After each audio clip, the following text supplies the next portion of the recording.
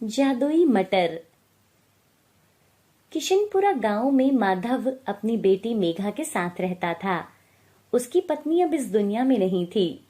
माधव की बेटी मेघा 16 साल की थी। वो सब कामों में अपने पिता का हाथ बटाया करती थी।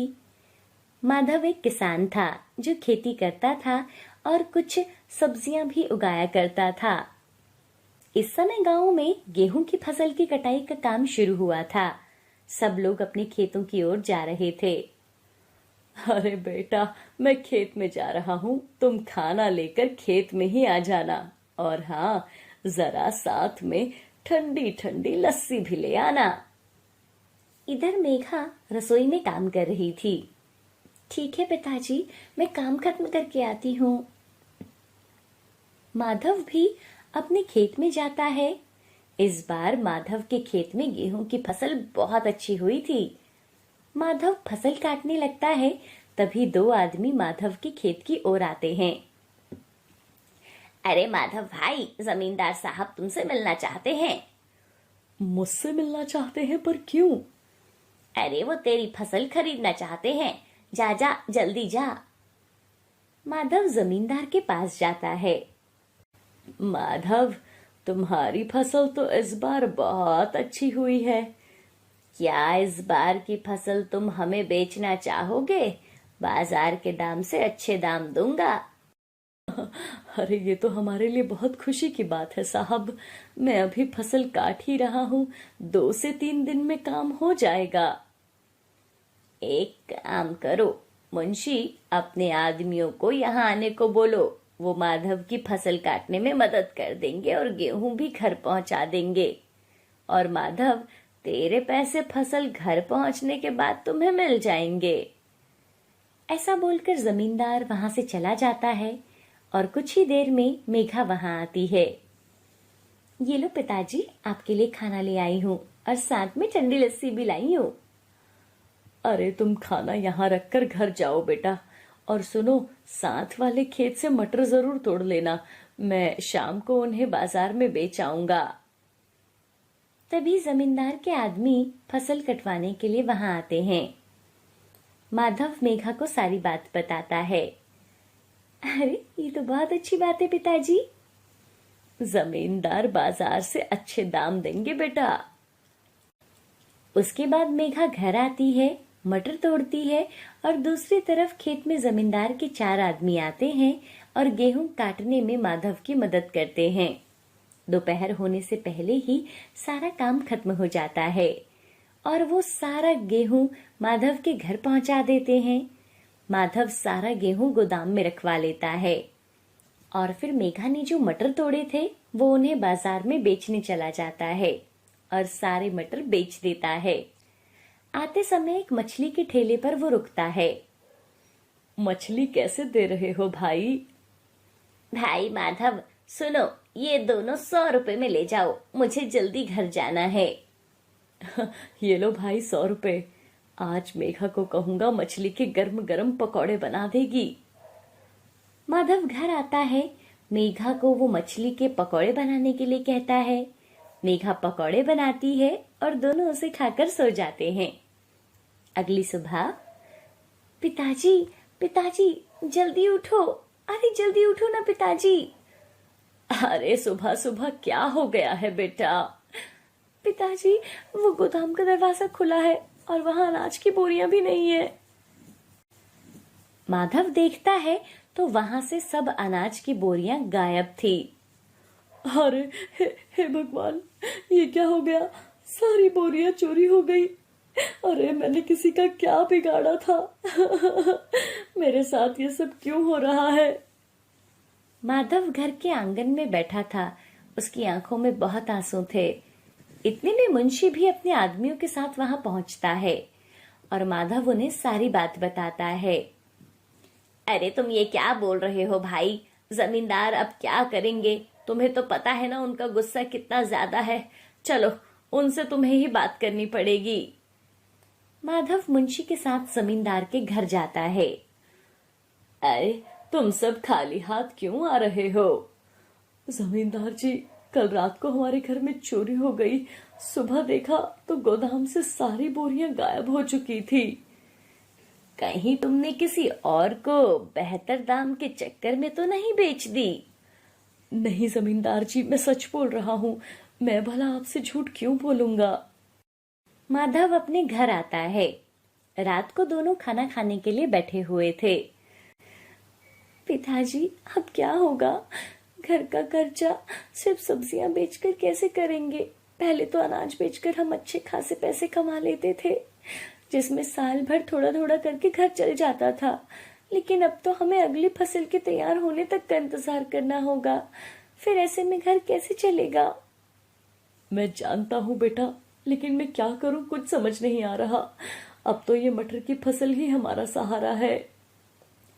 अब माधव मटर घर घर जाकर बेचने लगता है। मटर ले लो, मटर, ताजा ताजा मटर ले लो। अरे भैया, मटर कैसे दे रहे हो? 100 रुपए किलो है बहन, दे दूं क्या?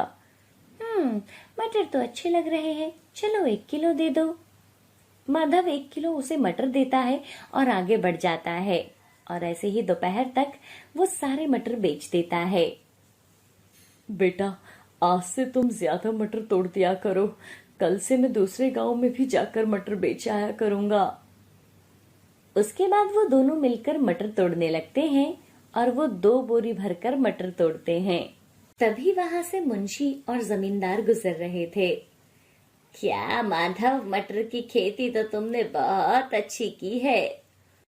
क्या बताऊं जमींदार जी, फसल की चोरी होने के बाद अब इस मटर की फसल से ही घर चल रहा है। अच्छा सुन, कल सुबह हमारे यहाँ 4 बोरी मटर भेज देना। परसों हम मंदिर में भंडारा करवा रहे हैं, तो उसमें हम तुम्हारे खेत के मटर इस्तेमाल करेंगे। जी जी, मैं आज ही 4 बोरी तोड़कर रख लूंगा। सुबह आप कभी भी अपने आदमियों को भिजवा दीजिएगा। माधव मटर तोड़ना शुरू कर देता है। भगवान, तुम्हारा बहुत बहुत धन्यवाद, जो इस बार मटर की खेती इतनी अच्छी हुई। अगर मटर नहीं होते तो हम क्या करते। उस दिन दोनों बाप और बेटी मिलकर 4 बोरी मटर तोड़ लेते हैं और उन्हें गोदाम में रख देते हैं।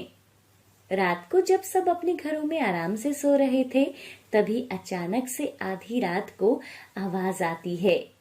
सारे के सारे चोर दर्द से चिल्ला रहे थे।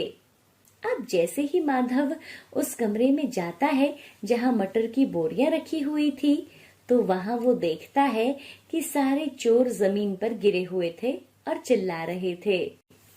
हाय, मेरा पैर टूट गया, मेरी कमर। सब दर्द से तड़प रहे थे और जमीन पर मटर के दाने बिखरे पड़े थे। तुम लोग यहाँ कैसे आए और ये सब क्या हो रहा है? कौन हो तुम लोग? पिताजी, मुझे तो लगता है कहीं ये चोर तो नहीं है जिन्होंने पहले यहाँ चोरी की थी और आज भी ये मटर की बोरियां चोरी करने आए हैं। इन्हें तो मैं बताता हूँ कि कैसे किसी के घर में चोरी की जाती है। अरे हमें माफ कर दो, ये हम अपनी मर्जी से नहीं कर रहे थे। हमें तो ये सब करने के लिए मुंशी जी ने कहा था। क्या? मुंशी जी ने? भला ऐसी क्या जरूरत पड़ गई? अरे ये तो हमें नहीं पता, आप हमें माफ कर दीजिए। आप हमें पुलिस के हवाले मत करना। ठीक है, नहीं करूंगा, पर मेरी एक शर्त है। अगर गांव में तुमने दोबारा कभी भी चोरी की तो मैं तुम्हें पुलिस के हवाले कर दूंगा। ऐसी नौबत नहीं आएगी भाई, हमें माफ कर दो। तभी मेघा गोदाम का दरवाजा बंद कर देती है और बाहर से ताला लगा देती है। पिताजी, इन्हें ऐसे छोड़ना सही नहीं होगा। हमें ये सब सुबह जमींदार जी को बताना होगा। अगर हमने इन्हें छोड़ दिया तो ये लोग कल को किसी और के साथ भी यही सब करेंगे। अगली सुबह माधव जमींदार को बुलाता है और चोरों को उनके सामने सब सच बोलने के लिए बोलता है। जमींदार, मुंशी और उन चोरों को पुलिस के हवाले कर देते हैं। माधव, तुमने तो ये सारे मटर निकाल कर रखे हुए हैं। चलो अच्छा हुआ, हलवाई का काम आसान हो जाएगा। जमींदार माधव को मटर के 2 गुना दाम देता है और अपने आदमियों से बोलकर मटर मंदिर में भिजवा देता है। पिताजी, जहाँ तक मुझे याद है आपने तो मटर ऐसे ही बोरियों में भरकर गोदाम में रखी थी, फिर ये मटर के दाने किसने छिले? मुझे तो खुद ये समझ नहीं आ रहा, आखिर ये सब कैसे हुआ होगा। पिताजी, कहीं ये जादुई मटर तो नहीं है? क्या जादुई मटर? पिताजी, जादुई मटर ऐसे ही सब ठीक कर देती है, जैसे इन्होंने हमारे साथ सब ठीक कर दिया। इन जादुई मटर की मदद से माधव की जिंदगी में फिर से खुशियां आ गई थी। गोपाल और उसकी पत्नी अपने खेतों में काम करके तपती गर्मी में घर आते हैं। अरे दीदी, खाना बन गया क्या? आज तो बहुत गर्मी थी। संजना गुस्से से खाना बना रही थी कि तभी गोपाल भी अंदर आता है। भाभी, मुझे थोड़ा सा पानी दे दीजिए ना। और आज खाने में क्या बनाया है भाभी? मैं ना आपकी नौकरानी नहीं हूँ और पानी अपनी पत्नी से मांगो। और खाना मैंने आपके लिए बनाया नहीं है, मैंने सिर्फ सूरज जी और अपना खाना बनाया है। आप लोग अपना खाना खुद बना लेना, मुझे और भी बहुत काम है। खुद तो सुबह सुबह मुंह उठाकर खेतों में चले जाते हो और मुझे यहाँ घर का काम करने के लिए नौकर समझा है क्या? ऐसे बोलकर संजना गुस्से से बाहर चली जाती है। सुनिए, आप बाहर बैठिए, मैं आपके लिए पानी लाती हूँ। सुमन अपने पति को पानी देती है और फिर सबके लिए खाना बनाती है। ये कहानी सीमापुर नामक गांव की है, जहां गोपाल अपने परिवार के साथ बहुत खुशी से रह रहा था। उसके परिवार में उसकी माँ शांति और पत्नी सुमन और बड़ा भाई सूरज और भाभी रहते थे। गोपाल पढ़ा लिखा नहीं था, इसलिए वो अपने खेत संभालता था। गोपाल की पत्नी सुमन भी अपने पति के साथ खेतों में खूब मेहनत करती थी।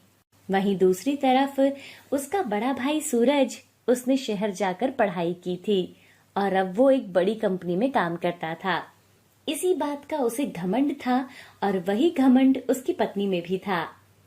गोपाल और उसकी पत्नी और माँ मिलकर खाना खाने के लिए बैठते हैं। अरे बहू, तू बोल देती तो खाना मैं बना देती, तू भी तो थकी हारी खेत से आई है। कोई बात नहीं माँ जी, आप खाना खाइए ना। ये संजना इतनी बेरुखी क्यों करती है, कुछ समझ नहीं आता। घर के काम में भी हाथ नहीं बटाती, सिर्फ अपना काम करती है। माँ, आप चिंता मत करो, सब ठीक हो जाएगा, आप खाना खाओ। संजना घर की बड़ी बहू और घमंडी होने के साथ आलसी भी थी। उसे किसी के जज्बातों से कोई मतलब नहीं था, सिर्फ वो अपने पति से मतलब रखती थी। एक बार की बात है, गोपाल का एक्सीडेंट हो जाता है, जिसके कारण उसके पैर में फ्रैक्चर हो जाता है।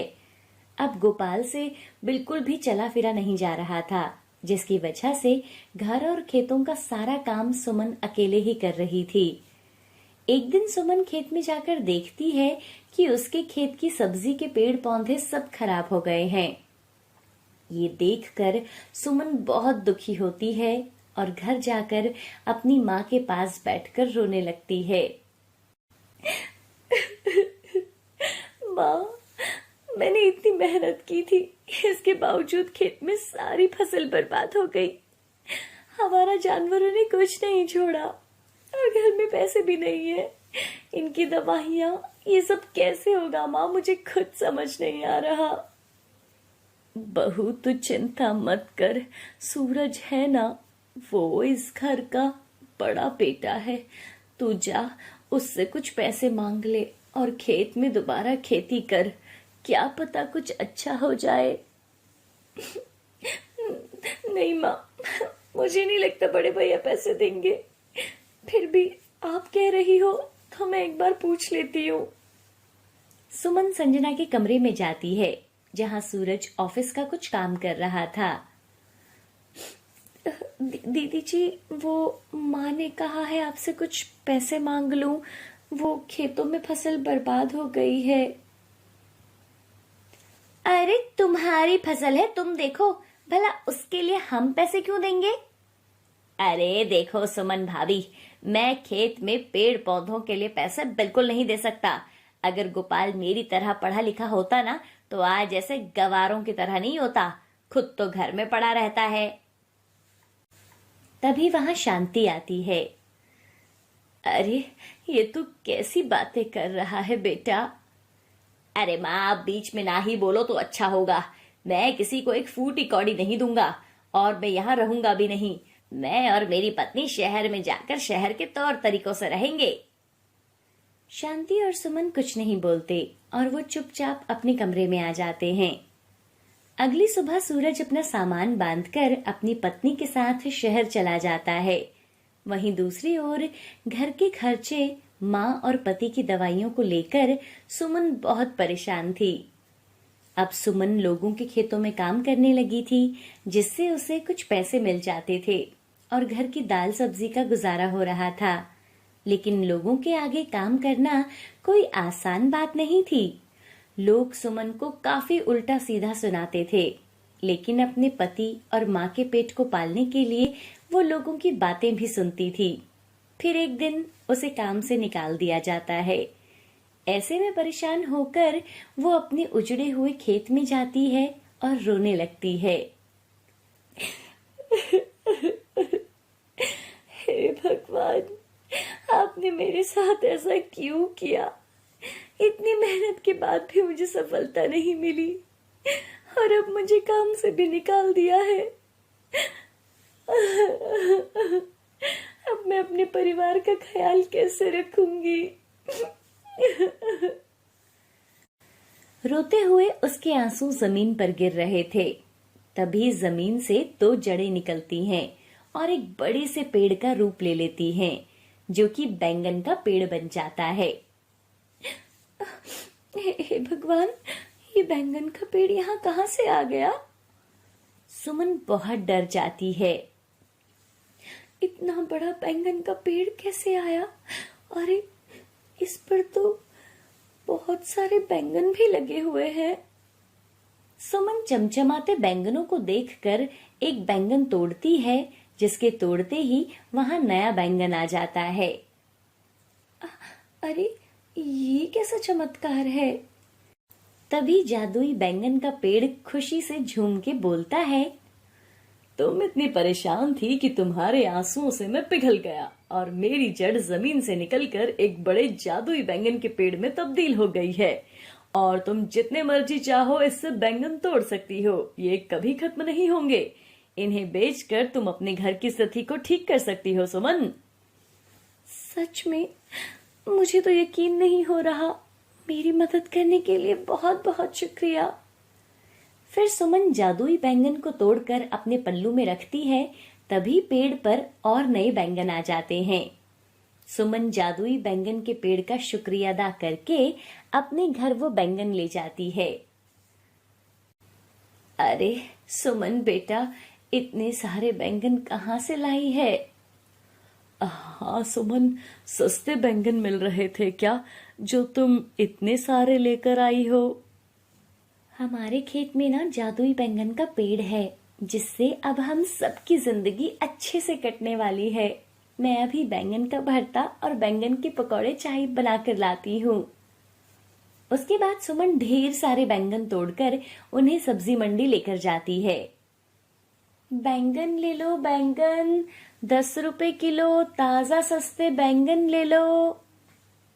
अरे आप तो बहुत सस्ते बैंगन दे रही हो, जरा 1 किलो कर दीजिए बहन जी।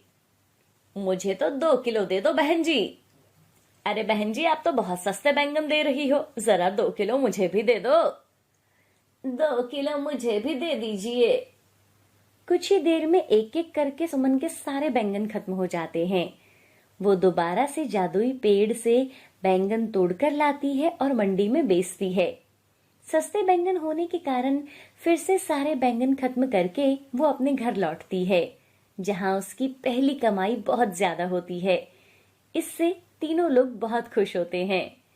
इसी तरह सुमन जादुई बैंगन के पेड़ की मदद से रोज बैंगन बेचती थी और फिर उसे अच्छा मुनाफा होता था और वो अपने पति के पैर का इलाज एक अच्छे से अस्पताल में करवाती है और गोपाल कुछ ही दिन में बिल्कुल ठीक हो जाता है। अब वो तीनों खुशी खुशी रहने लगते हैं। जादुई बैंगन को बेचकर सुमन का परिवार बहुत अमीर हो जाता है। उन पैसों से वो गरीब लोगों की मदद करते हैं और उन्हें भी खाने के लिए बैंगन बांटते हैं। वो कभी भी किसी को अपने घर से खाली हाथ नहीं भेजते थे।